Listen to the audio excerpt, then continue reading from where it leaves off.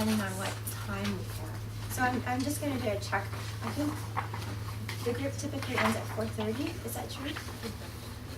Okay, so what I was thinking is taking like 15 minutes really to share background on the case study that I'm working on. And as Esther mentioned, this part of doing this is an exercise in pedagogy and learning how to teach. And so one of the things I'm really interested in is case-based teaching.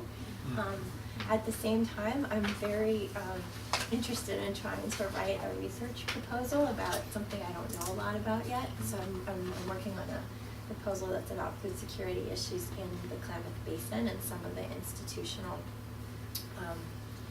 barriers to addressing that. So I'm partially today hoping to leverage some of the knowledge and expertise of this group around food issues to help guide my thinking about this particular case study in the Klamath. So that's a little bit of sort of my goals for myself, and then in terms of the learning goals for the group, you know, I was hoping that we might be able to go the other direction, that by learning a little bit about the case study, that might help open up some of the concepts that people are working on in terms of food security and food access and agroecology, agroforestry. And so to do a little reciprocal learning is the goal.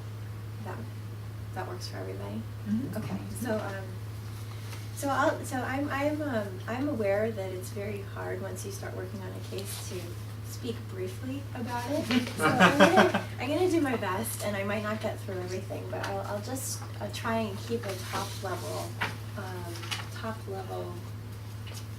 a bit of a report on what's happening in the Klamath and kind of what frames the current research that I do, as well as what I'm thinking about doing next in some of the fellowship proposals. So as many of you know, and including Adam, who's been up to visit the Klamath Basin, I do a lot of collaborative work with the Kirk tribe, which is in Northern California in the Klamath Mountains. So it's pretty near the border with Northern California.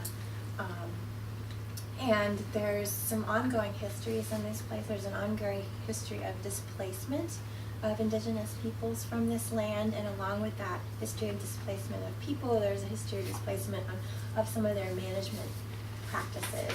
And in the Klamath Basin, a big one is cultural burning, which is something that has been a long time practiced by indigenous peoples in the region, of burning the land with low intensity fire for the benefit of managing culturally important plants, wildlife habitat, and also maintaining safety around settlements, because this is a really fire-adapted region. Fire comes through areas every 15 to 20 years in this particular area.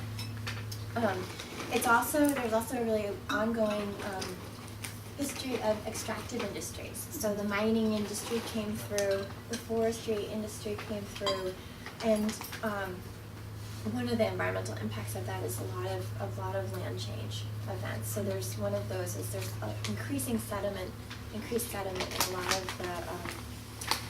the streams, in the salmon streams. So you've got hundreds of thousands of metric tons of sediment and rock that have been washed into the deeper channels of some of these streams, for example. And some of the ecological impacts of these change events. One is increasing rates of catastrophic wildfire. And as I mentioned, it's a fire-adapted system, so we expect fire to be here. But we have a federal policy of suppressing fire. And that's been going on for about 100 years in this area. So that's led to increasing fuel loads in the forest, so that when fires come through, you don't get a low intensity burns. You get really high intensity ground fires that cause a lot of damage and affect the landscape in a different way than a low intensity fire does.